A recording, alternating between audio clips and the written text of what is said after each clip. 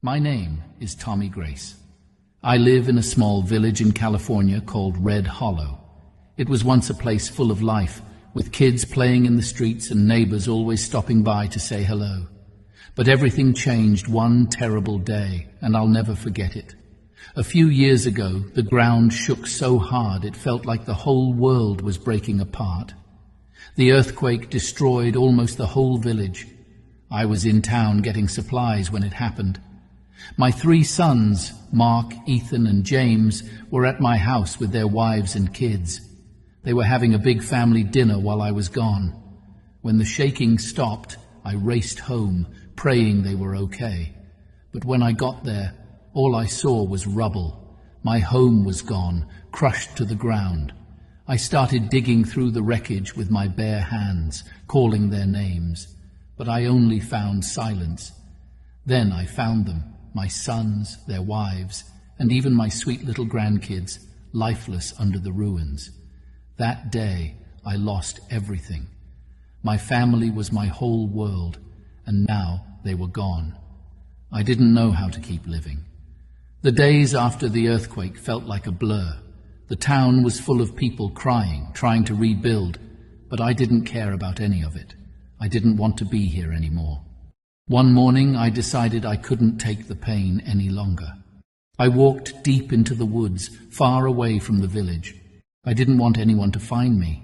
I planned to end my life there where no one would see. But as I wandered, I heard a faint, sad sound. It was like a cry. I followed it and found a tiny monkey tied to a tree. He was skinny, dirty, and shivering with fear. His big brown eyes looked up at me, full of sadness. For a moment I forgot about my own pain. I couldn't leave him there like that. I untied him and carried him home. At first, the little monkey, who I named Buddy, was too scared to eat or let me come near him. He would hide in the corner and shake whenever I moved. But I knew what it was like to be scared and hurt, so I gave him time. Slowly, he started to trust me. One night, when I couldn't sleep, I found my father's old rusty violin, which had also managed to survive the earthquake.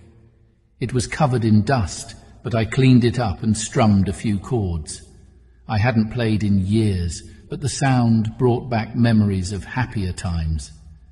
Buddy came out of his corner and sat near me, tilting his head as if he was listening.